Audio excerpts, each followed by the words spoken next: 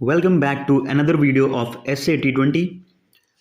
And इस video में हम डिस्कस करने वाले हैं एक और मैच के बारे में जो कि खेला जाएगा MICT versus Sunrisers Eastern Cape के बीच में। आज का वेन्यू रहेगा इन दोनों टीम्स के बीच न्यूलैंड्स केप टाउन, जो कि होम ग्राउंड रहने वाला है MICT का। देखो, टिपिकली देखा जाए तो ये सबसे अच्छा वेन्यू रहा है बैटिंग के लिए, और यहाँ पे थोड़ा सा ये चीज़ देखा गया है अभी तक कि थोड़ा सा अप फ्रंट सीम मूवमेंट और स्विंग थोड़ा सा होता है पेस बॉलर्स के लिए, और उसको अगर ओपनिंग बैटर्स ने हैंडल कर लिया या फिर टॉप ऑर्डर के बैटर्स ने हैंडल कर लिया और थोड़ा सा पावर प्ले में आराम आराम से देख के खेल लिया, उसके बाद यहाँ पे बहुत ईजिली शॉट्स लगते हैं। मतलब थ्रू द लाइन शॉट्स, जिस साइड भी आप खेलना चाहते हैं, कवर के ऊपर मारना चाहते हैं, डाउन द ग्राउंड या कैसे भी शॉट्स, जो शॉट मेकिंग होती है बहुत ईजी हो जाती है पावर प्ले के बाद। स्पेशली शॉर्ट स्क्वायर बाउंड्रीज हैं और विंड का इफेक्ट बहुत ज़्यादा रहता है। विद द विंड यहाँ पे जो शॉर्ट स्क्वायर बाउंड्रीज हैं वहाँ पे बहुत ही मुश्किल हो जाती है बॉलिंग करना ऐसे टाइप के ग्राउंड पे, और ग्राउंड भी थोड़ा सा हाई एल्टीट्यूड पे है। तो यहाँ पे ऐसा देखा गया है कि एक वीडियो में मैंने पहले यहाँ पे बात करी भी थी कि इस वेन्यू पे अगर स्कोरिंग एवरेज होती भी है तो उस एवरेज स्कोर में विकेट्स ज़्यादा नहीं जाते हैं। यहाँ पे एवरेज विकेट 6 to 7 विकेट्स पर इनिंग, मतलब फर्स्ट इनिंग में, और 5 विकेट्स या 4 विकेट्स का एवरेज ऐसे है सेकेंड इनिंग में। तो देखा जाए कि रन स्कोरिंग कम होती है लेकिन फिर भी विकेट्स ज़्यादा नहीं जाते हैं। तो उस कंडीशन में आप ऐसे बैटर्स को लेके जाइए जो आराम से सी ऑफ कर सकते हैं स्टार्टिंग फेज को, और उसके बाद आके अच्छे से स्कोरिंग कर सकते हैं अपना टाइम लेके। पर ये मैच थोड़ा सा रिस्की पता क्यों हो रहा है? वो हो रहा है MI के बैटिंग ऑर्डर को लेके। बैटिंग ऑर्डर मतलब कि जो पूरा उनका टॉप ऑर्डर है उसको लेके रयान रिकल्टन, रीजा हेंड्रिक्स, रासी वैंडरडसन और डिवॉल्ड ब्रेविस, अगर चार की बात करें, और सदीकुल्ला अटल जो अफगानिस्तान से ज्वाइन किए हैं, ये अगर टॉप 5 की बात करें, वैसे तो ये चेंजेस करते रहते हैं, कभी जॉर्ज लिंडे भी ऊपर आ जाता है और कभी राशिद खान भी आ चुके हैं, अभी देखा गया एक मैच में।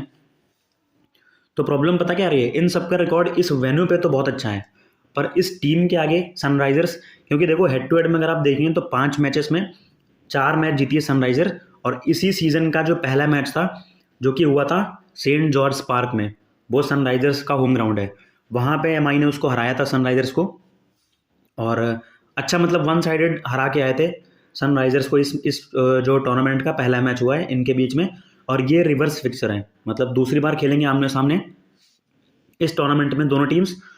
तो यहाँ पे इन दोनों टीम्स का जो इनका टॉप ऑर्डर है, जो 3 प्लेयर्स के मैंने नाम लिए हैं, उनका रिकॉर्ड सनराइजर्स के बॉलर्स के सामने, और स्पेशली उसमें से कुछ ऐसे बॉलर्स हैं जो थोड़ा सा लेस सेलेक्टेड वाले हैं, उनके सामने रिकॉर्ड उनका बहुत ही ख़राब है रिसेंट और हेड टू हेड में।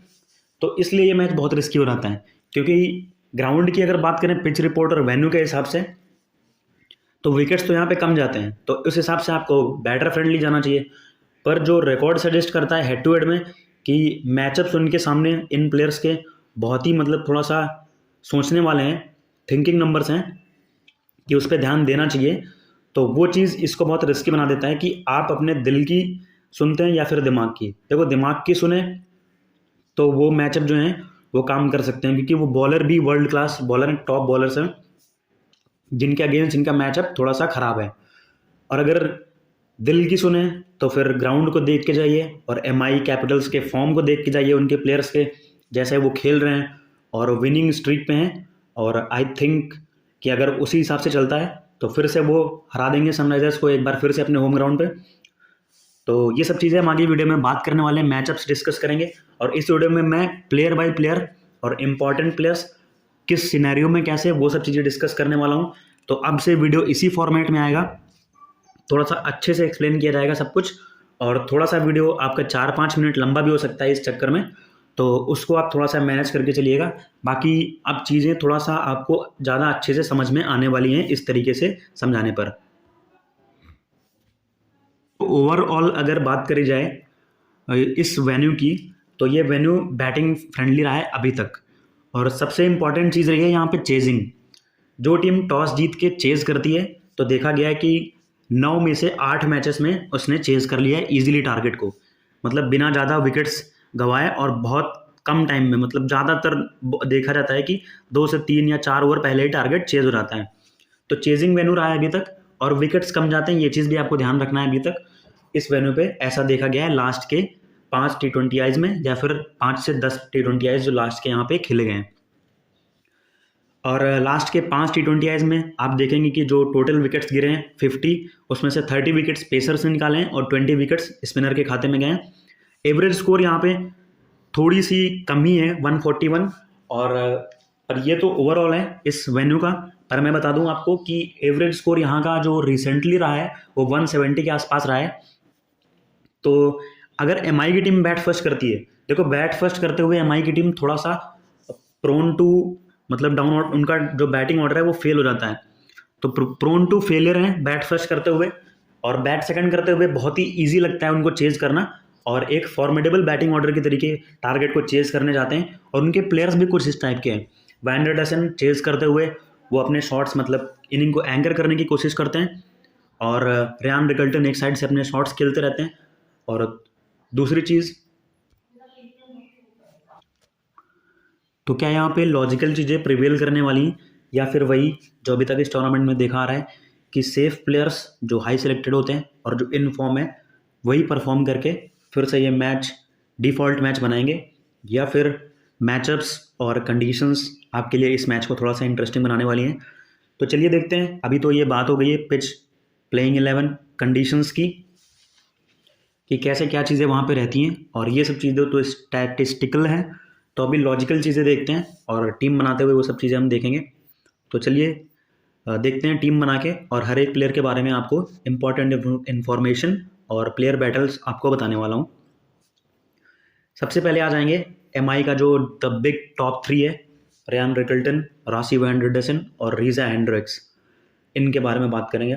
वेन्यू पे तीनों का रिकॉर्ड बहुत ही ज़बरदस्त है, अच्छा बैटिंग एवरेज है, और आई थिंक हाईएस्ट स्कोरर्स यहाँ पे इस वेन्यू पे भी यही 3 ही हैं अभी तक।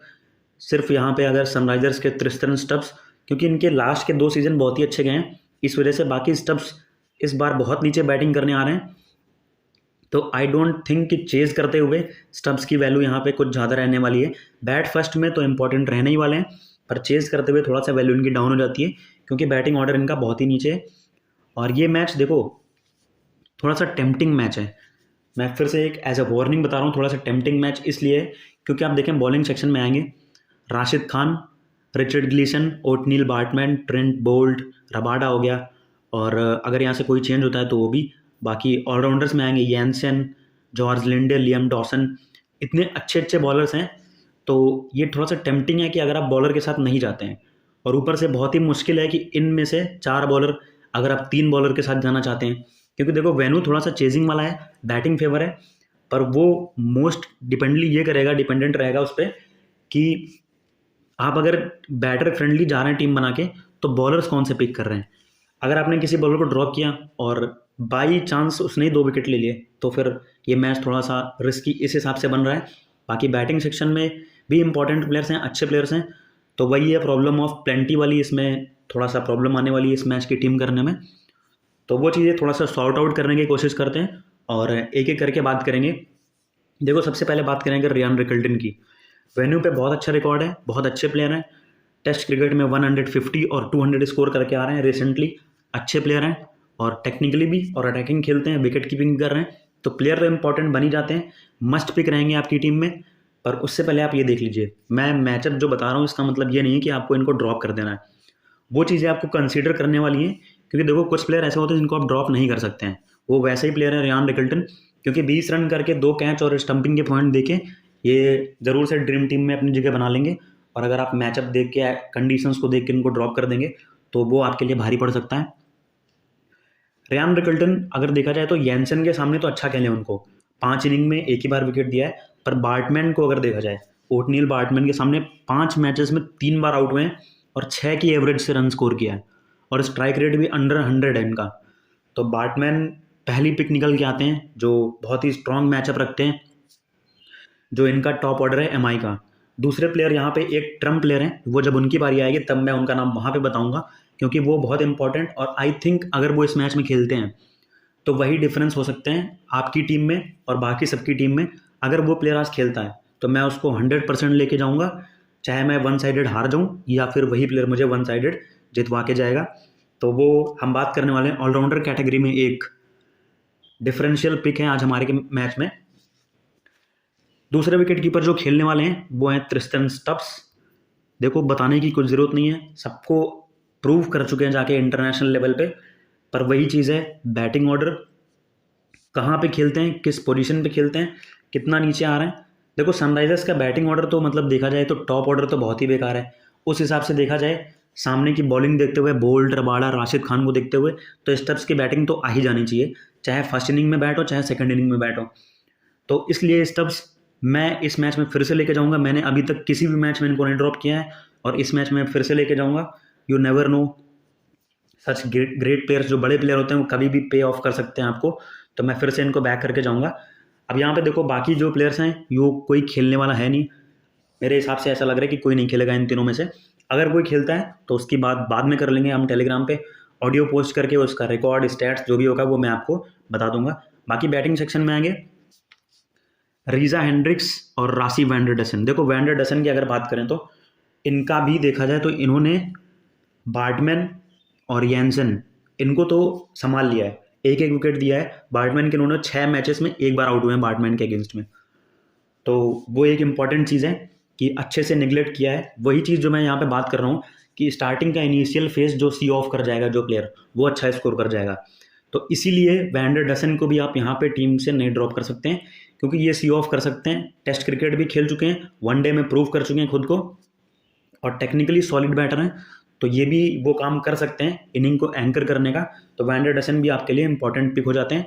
ड्रॉप नहीं करना है, पर मैचअप आप इनका देखेंगे, लास्ट के 2 मैचेस जो हुए इनके आपस में, उसके दोनों के दोनों मैच में इनको लियम डॉसन ने आउट किया है और 2 मैच में 2 बार डॉसन इनका विकेट ले गए और बहुत कम रन स्कोर किया। आई थिंक 2 मैच में 12 रन स्कोर किया डॉसन के अगेंस्ट और 2 बार आउट हुए। तो लेफ्ट आर्म जो slow left arm Orthodox bowlers होते हैं वो वैंडर डसन को हमेशा से परेशान करते हुए आए हैं। तो इस मैचअप का आप ध्यान रखेंगे। तो डॉसन देखेंगे आप तो ये आएंगे पावर प्ले के बाद बॉलिंग करने, तो वहाँ तक हो सकता है वैंडर डसन आपकी टीम के लिए उतना काम करके चले जाएं, या फिर अगर आप इनको नहीं ले रहे हैं तो उतना आपके लिए नुकसान करके चले जाएं टीम में। तो इसलिए वैंडर डसन को टीम में लेके चलना ही पड़ेगा। दूसरे प्लेयर टॉप ऑर्डर के रीजा हेंड्रिक्स, ग्राउंड पे इनका भी रिकॉर्ड बहुत अच्छा है और रिसेंटली जो यहाँ पे मैच खेला था उसमें बॉलिंग भी करी थी और 2 विकेट्स भी लिए थे। अभी देखो इनके पास लेफ्ट हैंडर हैं, 2-3 लेफ्ट हैंडर हैं जो बैटिंग करने वाले हैं। सनराइजर्स के पास टॉप ऑर्डर में 2 हैं और उसमें से देखा जाए एमआई के पास कोई भी ऑफ स्पिनर नहीं है। तो अगर ऑफ स्पिन बॉलिंग करवाएंगे राशिद खान किसी से तो फिर से रीजा हेंड्रिक्स आपको बॉल करते हुए दिख सकते हैं और ग्राउंड पे अच्छा रिकॉर्ड है। पर वही चीज़ है, मैचअप की अगर बात करें तो बार्टमैन ने इनको 4 मैचेस में 2 बार आउट किया है और 6 की एवरेज से स्कोर किया है उनके अगेंस्ट में। और ग्लीसन के सामने इनका बहुत ही मतलब खराब रिकॉर्ड रहा है। रिचर्ड ग्लीसन जो सनराइजर्स की तरफ से तीसरे पेस बॉलर होने वाले हैं, 3 मैचेस में 2 बार ग्लीसन ने इनको आउट कर दिया है और 14 की एवरेज से उनके अगेंस्ट स्कोर किया है। तो फिर से बात निकल के आती है कि क्या रीजा हेंड्रिक्स को आप लेके जाएंगे। तो मैं अभी के लिए हेंड्रिक्स को टीम में नहीं रख रहा हूँ, ये चीज़ हम बाद में डिस्कस कर लेंगे, उसके बाद डिसाइड करेंगे सारे प्लेयर्स देखने के बाद कि कैसा क्या रहता है। तो ये द बिग टॉप 3 हो गए। डिवॉल्ट ब्रेविस, कुछ समझ नहीं आ रहा टीम इनसे करवाना क्या चाहती है, जो कि कभी 4 नंबर बैटिंग करने भेज देते हैं, कभी 3 नंबर, कभी 5 नंबर, कभी जॉर्ज लिंडे से भी नीचे आ जाते हैं, कभी राशिद खान इनसे ऊपर आ जाते हैं। तो ये बहुत ही कंफ्यूजिंग एक स्टेट बना दी इनके लिए और फैंटेसी प्लेयर्स के लिए भी। प्लेयर अच्छे हैं, मैं पिक करना चाहता हूँ पर नहीं कर पाऊंगा क्योंकि टॉप ऑर्डर की वजह से और थोड़ा सा मैचअप्स भी इनके अगेंस्ट में है, सामने के कुछ बॉलर्स उनके खिलाफ में देखा जाएगा। तो बाकी यहाँ पे बात करने आएंगे, एक प्लेयर आपको दिख रहा होगा ये जॉर्डन हरमन, जो लास्ट मैच यहाँ पे इस ग्राउंड पे इन दोनों टीम्स के बीच में खेला गया था उसमें इन्होंने सेंचुरी स्कोर करी थी जॉर्डन हरमन ने। और थोड़ा सा अभी देखा जा रहा है कि जो साउथ अफ्रीका के डोमेस्टिक प्लेयर्स हैं वो अब थोड़ा सा सेटल हो चुके हैं इस टूर्नामेंट में और अच्छी परफॉर्मेंस लेके आ रहे हैं टीम के लिए। जो भी प्लेयर्स हो आप देखेंगे, रूबिन हरमन था, मार्कस एक्करमैन कल के मैच में भी अच्छा परफॉर्म किया। तो ये जो डोमेस्टिक के लोकल प्लेयर्स हैं ये अच्छा कर रहे हैं। तो जॉर्डन हरमन भी आपके लिए इस मैच में जीएल के लिए अच्छी पिक हो सकते हैं क्योंकि हेड टू हेड में भी रिकॉर्ड अच्छा है और इस वेन्यू पे भी रिकॉर्ड अच्छा है। और एक प्लेयर और निकल के आ रहे हैं यहाँ पे, सादिकुल्लाह अटल, ये अच्छी क्रिकेट खेल के आ रहे हैं अफगानिस्तान की तरफ से और T20 लीग्स में भी जहाँ जहाँ खेले वहाँ अच्छा परफॉर्म करके आ रहे हैं। तो ये भी आपके लिए ग्रैंड लीग की पिक हो सकते हैं। बाकी स्मॉल लीग में आप सबको तो ले नहीं सकते हैं, तो रोटेशन प्लेयर की तरीके इनको ट्राई कर सकते हैं ग्रैंड लीग्स में। जैक क्रॉली की बात करें अगर, रिकॉर्ड बहुत ही ख़राब है। साउथ अफ्रीका में अभी तक खुद को सेटल ही नहीं कर पाए, किसी भी पिच पे किसी भी कंडीशन में खुद को ग्रूव नहीं कर पाए अभी तक। और एक हैंगिंग विकेट के तरीके होता है कि कोई भी आओ रन का विकेट लेके चले जाओ। तो देखेंगे कि क्या इस मैच में कुछ कर पाते हैं। वैसे टीम में तो जगह नहीं बन रही है क्रॉली की मेरी टीम में, बाकी अगर आप लेना चाहें तो ग्रैंड लीग्स में ट्राई कर सकते हैं, क्योंकि टेस्ट क्रिकेट खेलने वाला प्लेयर थोड़ा सा टेक्निक वाइज अच्छा ही होता है और ओपनर है और रन से स्कोर करते हैं इंग्लैंड के लिए, तेज़ खेलते हैं, अटैकिंग खेलते हैं, तो यू नेवर नो कि कब स्कोर कर जाएं। तो ग्रैंड लीग्स में इंपॉर्टेंट पिक रहेंगे। सेम बात रहेगी ब्रेविस के लिए, ये भी जो मैंने इनका डिस्कस कर चुका हूँ, बैटिंग ऑर्डर वाली प्रॉब्लम इनके साथ। टॉम हॉबल की अगर बात करें तो इनिशियल फेज में थोड़ा सा अच्छा किया था टूर्नामेंट के, उसके बाद से ये भी स्ट्रगल कर रहे हैं, लास्ट मैच 0 पे आउट हुए थे। और आई डोंट थिंक कि ये राशिद खान और जॉर्ज लिंडे की स्पिन के अगेंस्ट सर्वाइव कर पाएंगे अगर थोड़ा सा लेट आते हैं बैटिंग करने। अगर स्टार्टिंग में भी आते हैं तो ट्रेंट बोल्ट जैसे बॉलर इनको इस विकेट पे थोड़ा सा ट्रबल कर सकते हैं। डेविड बेडिंगम एक अच्छी पिक है और लगातार लास्ट के 3 मैचेस में स्कोर करके आ रहे हैं। मैंने बोला था कि प्लेयर अच्छे हैं, अभी अपने आप को सेट नहीं कर पा रहे हैं, और लास्ट की कुछ इनिंग्स में देखा है कि खुद को थोड़ा सा टाइम देते हैं, 3-4 बॉल देखते हैं, उसके बाद अपने शॉट्स खेलना स्टार्ट करते हैं और थोड़ा सा अच्छे लग रहे हैं बैटिंग करते हुए। तो ये एक अच्छी पिक बन सकते हैं। और चेज़ करते हुए तो मोस्ट इंपॉर्टेंट रहेंगे कि चेज़ करते हुए आप इनको नहीं ड्रॉप कर सकते हैं, क्योंकि चेजिंग के लिए वेन्यू थोड़ा सा ईजी है। तो सनराइजर्स के बैटर को हम तब फेवर करके जाएंगे जब सनराइजर्स चेज़ कर रही हो, और अगर पहले बैटिंग कर रही हो तो फिर से वही चीज़ है कि ये प्रोन टू आउट होने के प्रोन रहेंगे, और सामने बोल्ट और रबाडा, राशिद खान जैसे बॉलर्स के सामने थोड़ा सा विकेट जाने के चांसेस इनके फिर से ही ज़्यादा रहने वाले हैं। ऑलराउंडर सेक्शन में आएंगे जो कि इंपॉर्टेंट रहने वाला है इस मैच में भी। यानसन, मार्करम डिफॉल्ट पिक है, नहीं ड्रॉप करना है। जॉर्ज लिंडे भी, क्योंकि वैल्यू मिल रही है, 4 ओवर कर रहे हैं, विकेट्स भी ले जाते हैं, इंपॉर्टेंट जगह पे बॉलिंग करते हैं, और बैटिंग में भी प्रमोशन इनको मिल जाता है। हार्ड हिटिंग कर देते हैं, आपको 10 बॉल में हो सकता है 25 रन लगा के चले जाएं, तो टीम में जगह इनकी ज़रूर से बन रही है। अब देखो यहाँ पे बनेगा इन 3 प्लेयर्स में से एक को लेने का। डॉसन, पोर्टजीटर, स्वप्निल, बेयर स्वप्निल हैं। तो अब देखो एक एक की बात करें अगर, तो डॉसन हेड टू हेड में अच्छा रिकॉर्ड है, पर इस वेन्यू पे थोड़ा स्पिनर्स का गेम थोड़ा सा ना, मैं देखता हूँ कि स्पिनर्स को टर्न कम मिलता है, थोड़ा सा कम हेल्प रहता है। पर सामने अगर देखें तो राइट हैंडर्स बहुत हैं इनकी टीम में, रिकल्टन को छोड़ दें तो बहुत सारे राइट हैंडर्स टीम में हैं, तो उसकी वजह से मेरे हिसाब से ये 4 ओवर करने ही चाहिए डॉसन को। और कुछ प्लेयर्स हैं जिनको इन्होंने आउट किया है रिसेंट पास्ट में, तो उनके सामने अच्छा कर सकते हैं। बाकी देखो अगर पोर्टजीटर की बात करें, अगर याद होगा इन दोनों टीम्स के बीच जो पहला मैच हुआ था उसमें 5 विकेट निकाल के आए थे डिलानो, पोर्टजीटर, और कुछ मैचेस में बैटिंग से भी कंट्रीब्यूट किया है।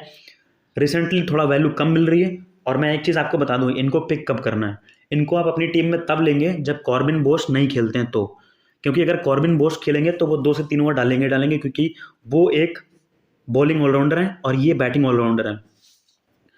तो बोल्ट, रबाडा और बोस ये इनके मेन पेसर्स हो जाएंगे। तो उस कंडीशन में पोर्टजीटर के ओवर्स या तो नहीं मिलेंगे या तो बहुत कम करेंगे, तो उस कंडीशन में आप इनको नहीं पिक करेंगे।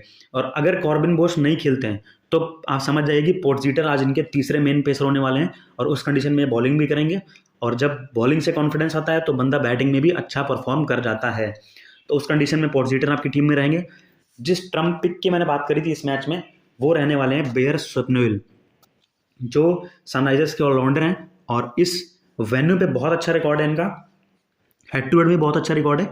और रिकल्टन, रीजा और डेवोल्ट ब्रेविस जो इनके टॉप 4 हैं, उनके अगेंस्ट बहुत ही अच्छा रिकॉर्ड है, और आई थिंक तीनों को 2-2 बार आउट कर चुके हैं ये डोमेस्टिक मैचेस में। और इस ग्राउंड में मैं बता दूं कि डोमेस्टिक मैच खेलते हुए, मतलब डोमेस्टिक T20 खेलते हुए, एक मैच में आई थिंक इन्होंने 80+ कुछ स्कोर भी किया है यहाँ पे बैटिंग से भी।